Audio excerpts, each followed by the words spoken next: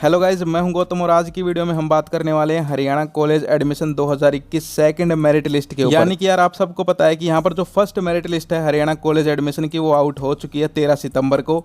उसकी यहां पर जो फीस वगैरह है वो भी आप 20 सितंबर तक जमा करवा सकते थे, वो आपने करवा दी होगी। ठीक है, अब बात करते हैं जिनका भी नाम उसमें नहीं आया वो यहाँ पर वेट कर रहे हैं सेकंड मेरिट लिस्ट का, तो वो कब तक आएगी और उसकी एक्सपेक्टेड कट ऑफ है वो कितनी रह सकती है, इसके ऊपर भी हम बात करेंगे। क्योंकि यहाँ पर बहुत सारे कमेंट्स आ रहे हैं कि भाई मेरे इतने परसेंट है, मेरा एडमिशन हो पाएगा या नहीं हो पाएगा। तो देखो यार, अब की बार बहुत ज़्यादा कंपटीशन है, तो जो यहाँ पर कट ऑफ्स हैं उनका भी जो सिनेरियो है वो थोड़ा चेंज हो गया है। पहले क्या होता था कि यहाँ पर भाई बिल्कुल प्रेडिक्ट हो सकता था कि भाई इतनी मेरिट लिस्ट जाएगी, लेकिन अब की बार क्या हो रहा है, यहाँ पर जो भी प्रेडिक्शन लगाई जाती है उससे 1-2% ऊपर नीचे मिलता है। ठीक है, तो मैं आपको यही कहना चाह रहा हूँ कि भाई बिल्कुल एक्यूरेट नहीं बता सकते, लेकिन फिर भी थोड़ा बहुत आपको आइडिया दे सकते हैं। ठीक है, क्योंकि गाइज ये डिपेंड करता है यहाँ पर कि भाई कितनी सीट कहाँ बची हैं और किस कॉलेज में यहाँ पर कितना का कॉम्पिटिशन है। चलिए गाइज अब बात करते हैं डायरेक्ट यहाँ पर आपकी सेकंड मेरिट लिस्ट के ऊपर। तो गाइज यहाँ पर आप देख सकते हो स्नातक की दूसरी मेरिट लिस्ट कल 25 तक फीस होगी जमा। यानी कि यार ये आज का न्यूज़पेपर है, यहाँ पर आपकी जो स्नातक की दूसरी मेरिट लिस्ट है वो कल आने की बात कही जा रही है, यानी कि 22 सितंबर को। और बिल्कुल आपकी जो 22 सितंबर है यानी कि कल आपकी मेरिट लिस्ट है वो आने वाली है। ठीक है, और उसकी जो फीस होगी यानी कि जिसका नाम उसमें आ जाएगा वो 25 सितंबर तक अपनी फ़ीस है वो जमा करवा सकते हैं। उसके बाद नीचे देखिए 28 से दोबारा खुलेगा एडमिशन पोर्टल, पहली मेरिट लिस्ट की अवधि समाप्त। यानी कि जो पहली मेरिट लिस्ट है उसकी फ़ीस वगैरह सब जमा हो गई है। अब यहाँ पर कल सेकंड आ जाएगी, उसकी फ़ीस है वो 25 तक जमा हो जाएगी, फिर 28 से दोबारा जो पोर्टल है वो ओपन हो जाएगा। ठीक है, और इस न्यूज़ में ज़्यादा कुछ नहीं है, बस आपको यही बताना था कि यहाँ पर कल आपकी मेरिट लिस्ट आने वाली है। अब हम बात करते हैं एक्सपेक्टेड कट ऑफ के ऊपर। सो गाइज आपने देखा कि यहाँ पर जो अब की बार मेरिट लिस्ट रही है फर्स्ट, वो यहाँ पर सबसे ज़्यादा हाई रही है as compared to previous years. यानी कि पहले सालों में क्या होता था कि यहाँ पर इतनी ज़्यादा कट ऑफ नहीं जाती थी जो अब की बार गई है। और ये इसलिए हुआ है क्योंकि अब की बार 12th का रिजल्ट है वो बहुत अच्छा आया है। 70,000 प्लस स्टूडेंट्स तो CBSE के ऐसे हैं जिनके 95+% है, और ऐसे ही हरियाणा बोर्ड वगैरह के हैं।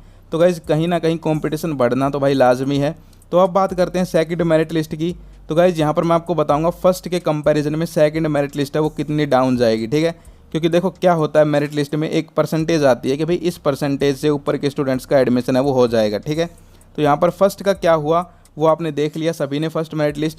अब बात करते हैं सेकंड की। तो यहाँ पर मैं दो कैटेगरीज बांट लेता हूँ, एक तरफ जर्नल को लेके चलते हैं, एक तरफ और जितनी भी कैटेगरीज बच गई हैं उनको लेके चलते हैं। क्योंकि जो जर्नल है उनका अलग ही कॉम्पिटिशन रहता है, बहुत हाई रहता है, और जो कैटेगरीज हैं उनका थोड़ा लो कंपटीशन रहता है। ठीक है, तो यहाँ पर जो जर्नल की सेकंड कट ऑफ रह सकती है।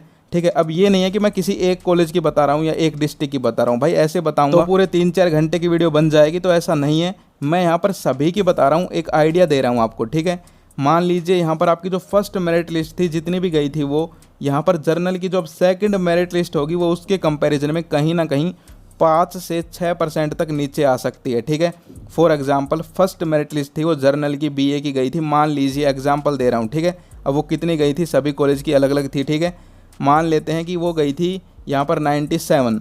तो अब क्या होगा, यहाँ पर आपके 97 से 5 या 6% आप डाउन मान के चलिए, तो कहीं ना कहीं 92 या फिर 91 से जो ऊपर वाले स्टूडेंट्स हैं उनका एडमिशन अब यहाँ पर हो जाएगा सेकंड मेरिट लिस्ट में। ठीक है, और मे भी 1-2% ऊपर नीचे हो जाए, तो आप ये मान के चलिए कि 90+ वालों का। ठीक है, ये मैंने एग्जाम्पल समझाया है। कुछ ऐसे कॉलेज भी हैं जिनकी फर्स्ट मेरिट लिस्ट थी जर्नल के लिए वो गई ही 92 थी, तो उनका क्या होगा, उनमें से भी ये घटा लो। यानी कि आपको ये मैं एग्जाम्पल दे रहा हूँ, कभी ये सोच के मान बैठो कि भाई 90 से ऊपर वालों का नहीं।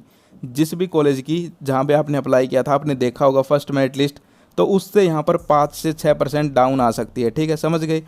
वहीं मैं बात करूं और अदर कैटेगरीज की, तो उनकी जो सेकंड मेरिट लिस्ट है वो फर्स्ट के कंपैरिजन में यहाँ पर 7 से 8% है वो डाउन आ सकती है। समझ गए।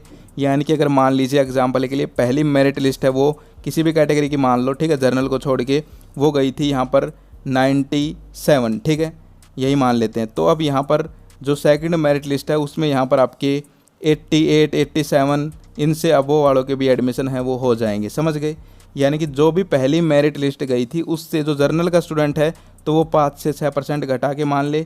ठीक है, और जो और अदर कैटेगरीज के हैं वो यहाँ पर 7 से 8% घटा के मान सकते हैं। ठीक है, और अगर ये सब कुछ समझ में नहीं आया तो मैं आपको सिंपल बताऊं कि यहाँ पर भाई अगर आपके 75+ हैं और अगर आप यहाँ पर जर्नल को छोड़ के और किसी कैटेगरी से हो तो आपका एडमिशन है वो हो सकता है। ठीक है, वहीं मैं बात करूँ यहाँ पर आपकी जर्नल की, तो उनके यहाँ पर 80 या फिर 85 जिनके प्लस हैं उनका एडमिशन सेकंड मेरिट लिस्ट में हो सकता है। ठीक है, अब एक दो इसमें यहाँ पर अपवाद आ जाते हैं, जैसे कि भाई कोई कोर्स ही ऐसा है जिसमें बिल्कुल कंपटीशन नहीं है, तो उसमें तो भाई 55% वालों का भी एडमिशन हो जाता है। ठीक है, तो वो अलग बात है, लेकिन यहाँ पर मैंने आपको एक जनरल आइडिया दे दिया है।